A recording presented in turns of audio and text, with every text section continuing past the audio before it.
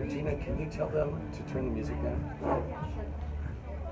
Hey guys, Tanya Rubin with our Wine Country Realtor, and today we are live from Somerset Winery with new owner to De Portola Wine Trail, John Tiedt, and his brother will be popping in a little bit later during the interview and we'll be swapping out. So today is a 2-for-1 at Somerset Winery on De Portola. Somerset, for those of you who don't know, is the newly reopened winery on De Portola that used to be Keyways, and it is now Somerset. Somerset. And the natural question that I'm sure you get asked a lot, and we'll do it again here, is how did you come up with the name Somerset Winery? Does that have any meaning to you guys, or where did that come from? Well, it does. We were both born in Placentia, California, and we were born on a street called Somerset. And it's a major artery in the neighborhood, which I grew up on. We had lots of kids on that street, a lot of families that were friends. And so one of the reasons why we named this Somerset, well, there's two reasons really. One is a number of the investors that are part of this group grew up on or near Somerset. Another reason why we call Somerset, this place Somerset, we're being attacked by bees right now. There's literally a swarm yeah, of there's bees. a swarm of bees. They're So if we start running in. during this, you know, that we're troopers. We're gonna move quietly if they do. Yeah, I might scream when I roam. You know, don't know this about me, but I actually am a beekeeper. I have a good. hive and a suit, but my suit's not here. This is literal. There's like. It's a massive. Okay, we're gonna not be distracted. I think we're gonna be not bothered. So part two, the other reason why we call it Somerset is because we grew up on Somerset with my dad. You know, we had a house there. He loved to entertain. He made beer in the garage, and he would invite people over. And when he invited people over, he would tell them about the beer. And Kurt and I watched my dad and my mom. They were great hosts. And so what we wanted to do with this vineyard is to make people feel when they come here, like they are a guest in our home. They're like one of the neighbors. In fact, this is configured almost like our parents' yard in one part of it. We want people really to be happy, to feel welcomed, and to enjoy. All right, as lovely as this is, I think that these bees are going to be a little bit distracting. They are not moving on. So why don't we pick up the camera and move right down. I think we should there. show them what we're going through right now. How Should about we that? Show them what yes, we're we going should through? show them. 'Cause This is so funny. This is. I don't know if you can see this, but literally, it's a crazy amount. It is a swarm. There's got to be an actual literal swarm of bees. So we'll give you a little grounds tour here as we relocate ourselves a little bit away from those happy smiling bees that are not bothering us but are certainly at the very least distracting. And I don't have my Steadicam here, but let's give you a shot of the ground here. Pull that over here because that's going to be our good lighting angle. And let's see how the lighting goes as we go. Never had an interview interrupted because of bees. This is great. I'm going to put you on this side. Sure. Those of you who don't know me don't know that I'm actually a little, cleavage shot. A little hard of hearing. Bonus shot. And so I always put my interview guest on the left or the right side of me so that I can hear them properly. All right, we're gonna get this camera angle right. Our high value production team here, and now here we are away from the bees. That was really intense. Yeah. I was pretty impressed with your ability to continue and finish off on your story about Somerset with that distraction. That was a little, I'm a beekeeper, like I said, and that was... Well, I'm not, so I thought it was in imminent danger, so I kept it together. You did good. Yes. You did very good. And I literally had one fall on me. Oh, wow. While we were sitting there, I was like, okay. So next question. Somerset, the street you grew up on, and while you were sharing that story as we were being distracted by the bees, you mentioned that there were a number of investors in this project. So tell me how did the discussion, where were you and what happened one day when you decided to syndicate together and buy a winery? Well, an example would be like our neighbor Robert Trumeter. Robert was born right next door. He was, oh my gosh, that's the first baby I ever held was one of our partners, Robert. He was born next door to us. He became Kurt's real estate partner after they were both in college. They invested together like the other partners, and one day we had been investing in houses and apartment buildings and businesses, and we decided to look towards vineyards. We started with Van Rokel. We're very interested in buying that particular vineyard, and others. And Rob was. For those who don't know, because there's going to be some. Van Rokel is the now Avonsall Winery. Exactly. They have been subsequently purchased and reopened under that name. Correct. We were looking at that and others, and Robert was very critical help in that. My friend Steve Gorley was an investor, always kind of interested in the vineyard idea and in real estate investments in general. We started talking about it in more earnest when the Keyways property became available. That was very interesting to us because it's one of the oldest, if not oldest, vineyard on the Deep Bartola wine trail. They had very mature vines. Mm-hmm. They grew the type of wine that we wanted to grow. We're in Southern California, where we have a Mediterranean climate, and one of the things that we were really interested in was getting vines, a vineyard that has the type of varietals that grow great. And that was a very interesting prospect for us because they had that, plus the winemaking equipment, and that was, it's like that house. When you look at a house, and you're a realtor, when you see a house and you go, that's it, that's how we felt about this place. Right. Or when the client says, this is the one. Exactly. You can see it hitting all of the bells and whistles. Sometimes they don't know it's the one, and you have to be like, well, and then they're like, oh, yeah, you're right, this really does hit.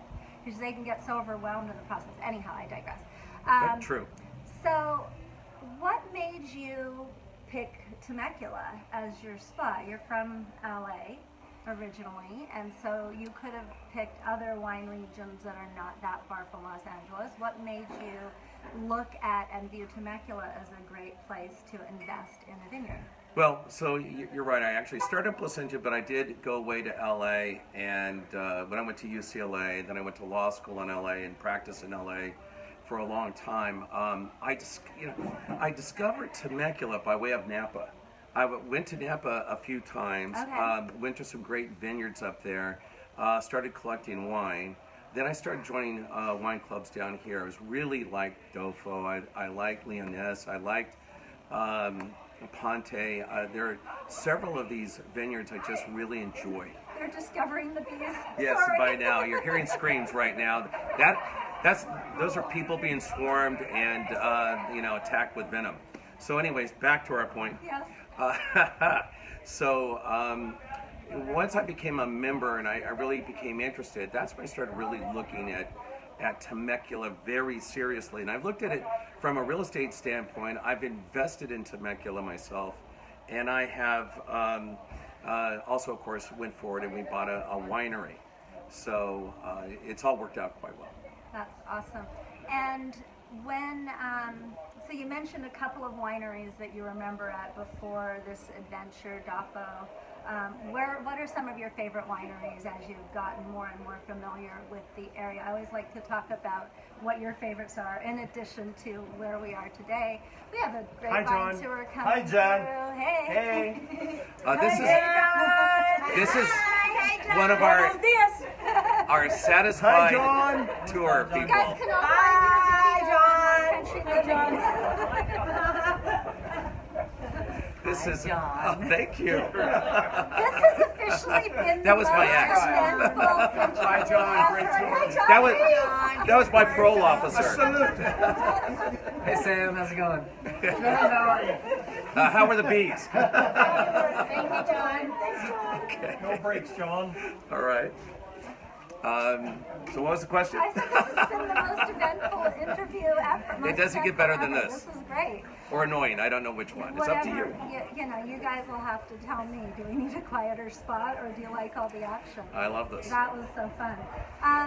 So your other favorite wineries? Dofo. Oh yes, I like Fazoli. That is, I love their food. Rizzoni's I love. Two great vineyards and well managed and well run. Leoness, Mike Rennie has been my spirit guide. He's a great guy.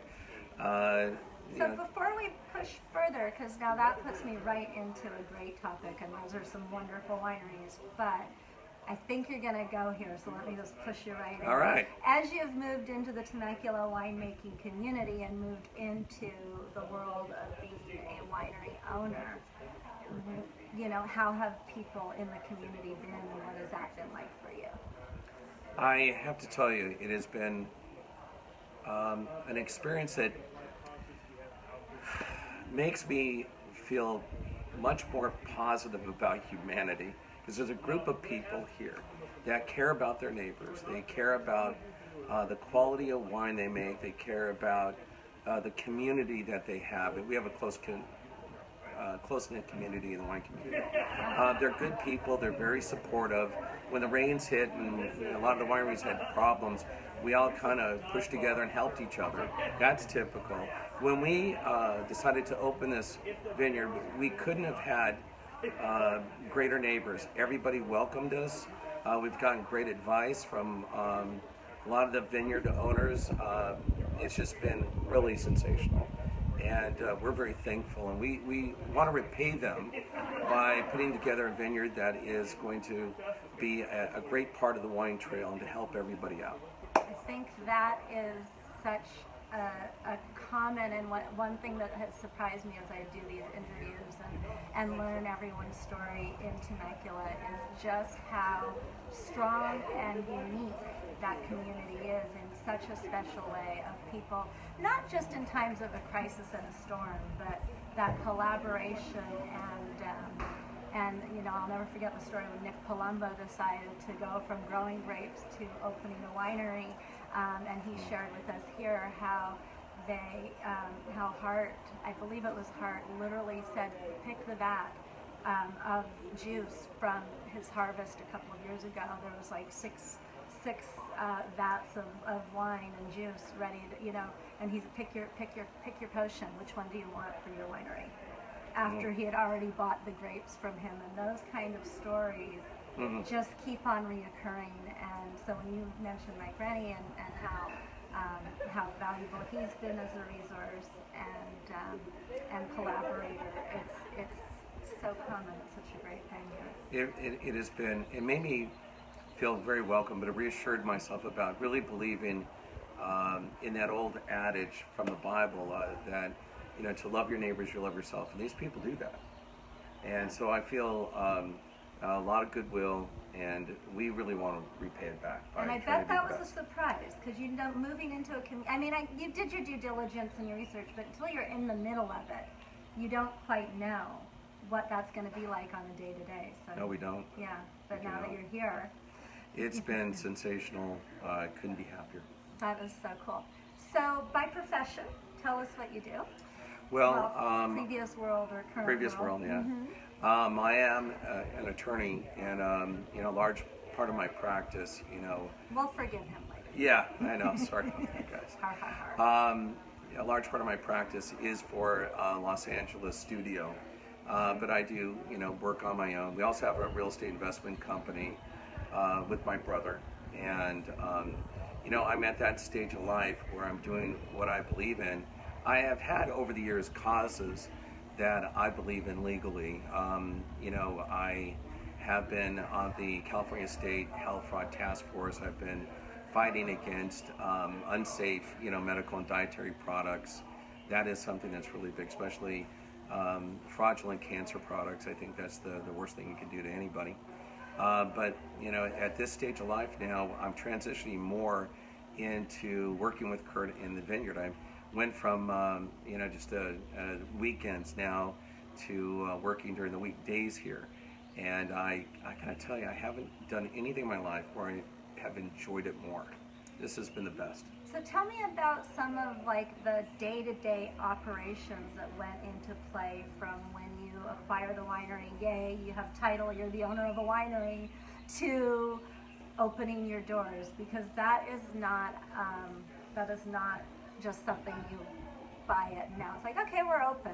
There's a whole process. Wow, there's a There's a large administrative, boring stuff that I'll summarize very briefly. Yeah. But when you, after you acquire the property, obviously you're working on this. This particular place did not have an ABC license, so we had to get our ABC license at TTP. We had That's to the get liquor board. yes, And all of, going to do all those things, and we had to deal with the county, with certain code issues. And we had to really, when you're buying a vineyard that it exists, you want to make sure that you have also the right employees in place.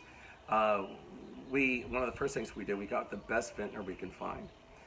David Raphael, very experienced vintner. He was very critical in coming in to immediately manage the vineyard, and to, he also managed the harvest.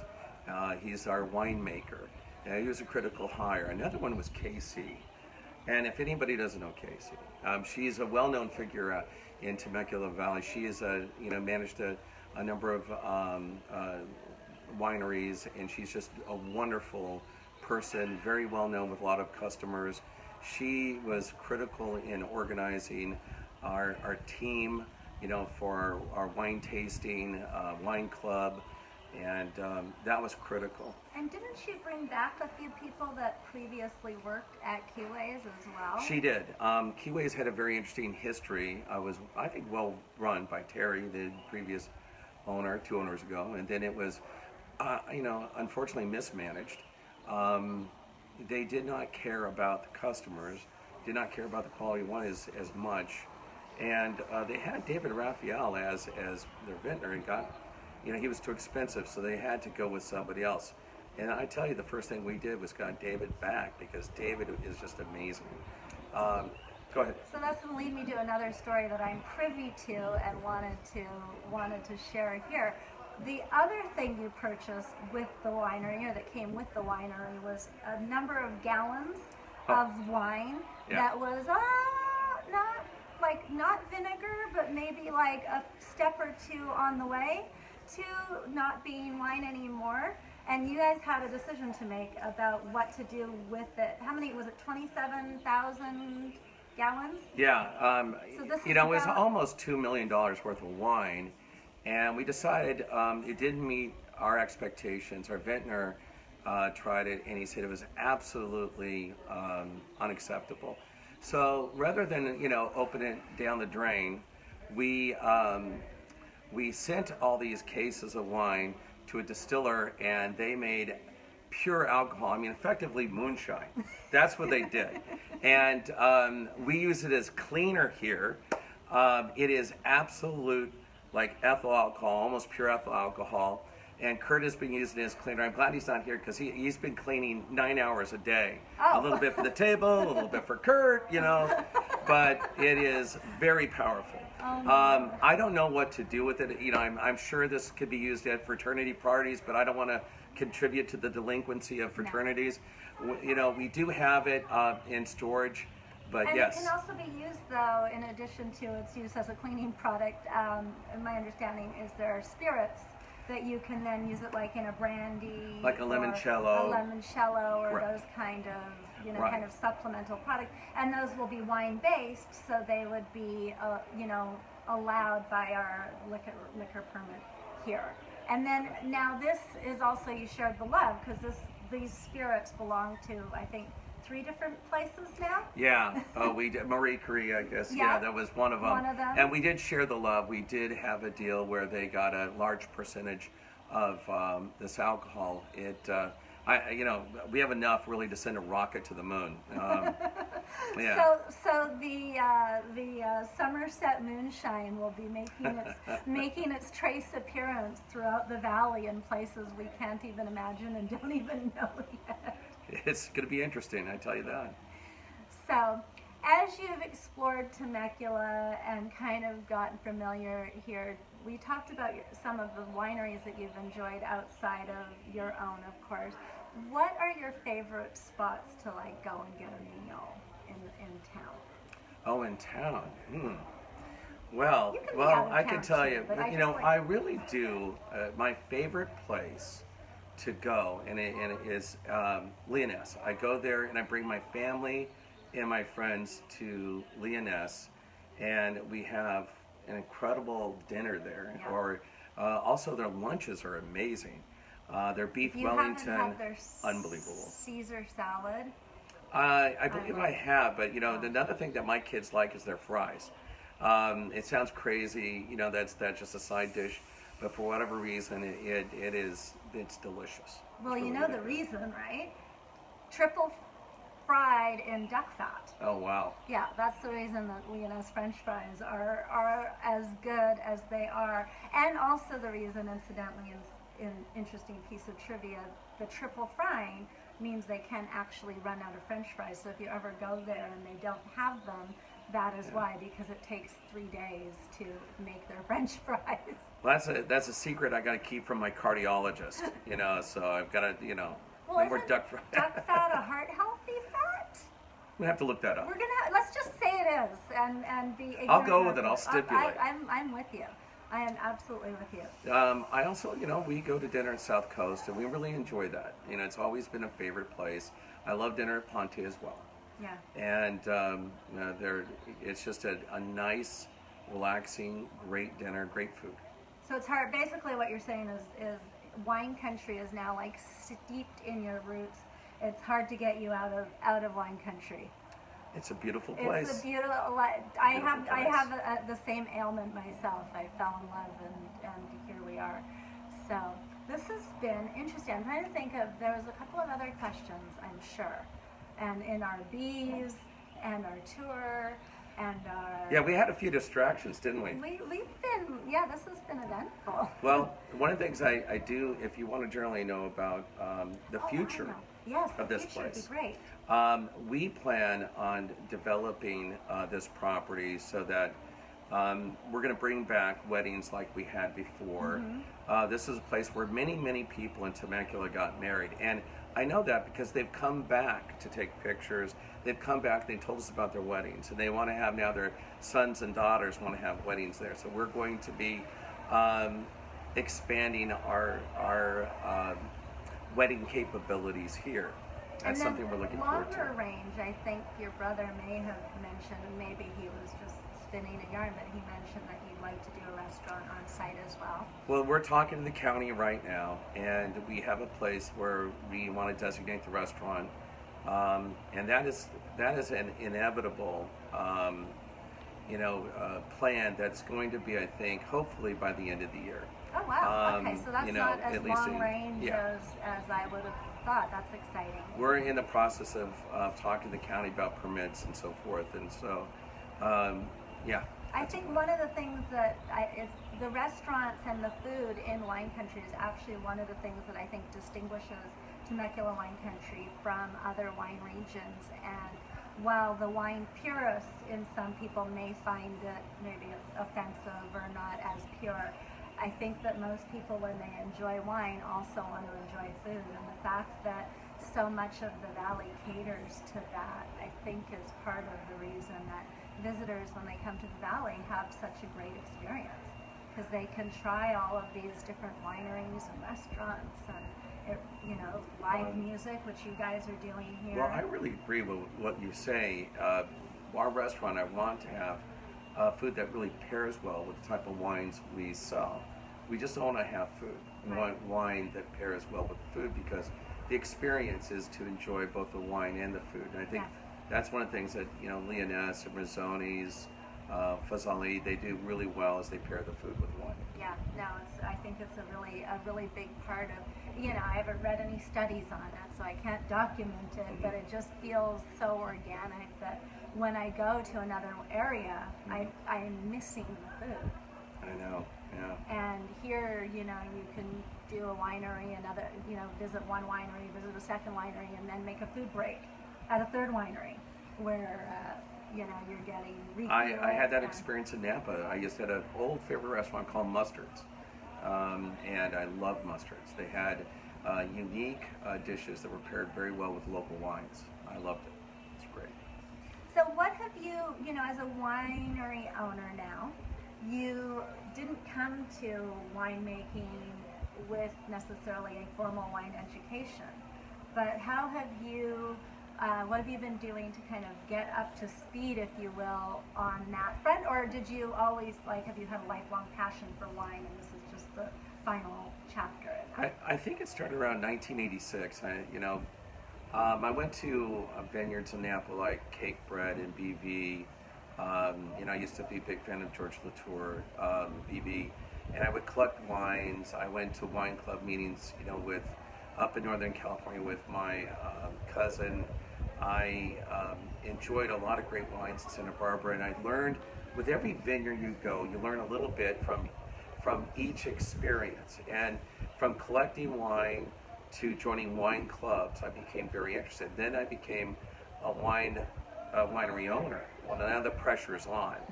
So we've been doing online seminars.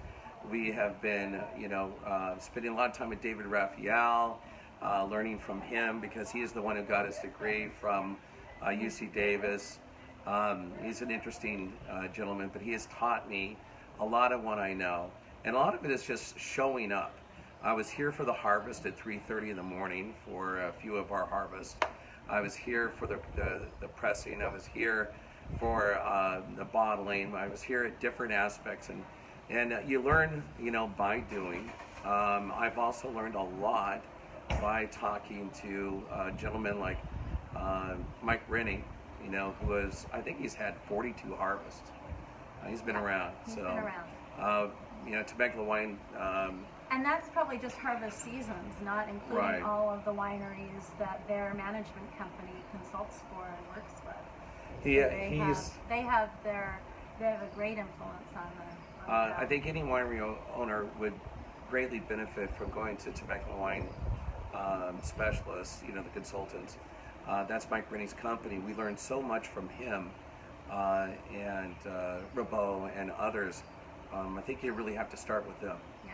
There's even for your aspiring, home winemaker and grower in the valley, there's the Small Wine Growers Association, or Small Grape. I'll put a link in this, but they are awesome for people who want to maybe have a 2 or 3 acre plot that they plant. I've heard the same. Yeah. I've heard the same. Yeah, they're great. I've gone to a few of their meetings, and it's the amount of information they provide is amazing. Now, that actually brings me into an interesting, and this was one of the questions that I had to get back up to my brain. You guys are one of the, I should say one of the few, but you guys are not using one of the larger vineyard management companies in the community, and instead have opted, with David kind of at the helm, to manage the vines here. Tell me about that and why it matters to you guys. And I think it leads to kind of a funny... our trademark. Yeah, it's our trademark, so it's an important... Well, my brother, of course, he thinks it's hilarious, but we, instead of having a company come in once or twice a month to prune the vines, and we have a full-time staff here that's here every week, 5 days a week, managing our vines and to do the type of work to develop a canopy that is perfect for what we're growing. We have this concept of bull shoot. Yeah, it's bull shoot. It's not a typo. No, it's shoot. Bull shoot. Bull shoot is what you don't want. That's when the canes and vines are growing up like bullhorns. They grow up very quickly and fast. I think the big bulls down the road on De Portola to your right. You don't want them looking like that. And so what you want to do is you want to cut them back. So you want the energy, going towards the plant and the fruit. Sure. And you don't want any bull shoot. So we have t-shirts that said, in our place, there's no bull shoot, because we have people that are trimming our vines every week and making sure that we're developing the canopy that we need. And different grapes require, if I'm not mistaken, different canopies as well. Correct, and our vintner is out there helping and advising as to what kind of canopy is perfect for our Grenache, or our Tempranillo, or our Viognier, or our Roussanne. So that is pretty much the story of bull shoot. And now, of course, my grandkids think it's legal to say bullshoot. They're using it as a quasi-expletive. Well, they're trying to put it on a t-shirt. I know. You may be stuck with that. I think we are. You know. I think that we'll all survive. One thing in life, anyone who watches the show, I think has gotten by now that I don't believe you can take yourself too seriously. No. All the time. There has to be room for fun and levity and Well, life will humble you. You know, that's why you should be take things lightly. Life will humble you. Yes, exactly. I don't think that we're going to get your brother today. I feel like we may have. He's MIA. He's MIA. So the good news is that I can come back again. Absolutely, anytime you want. And you'll pin him down.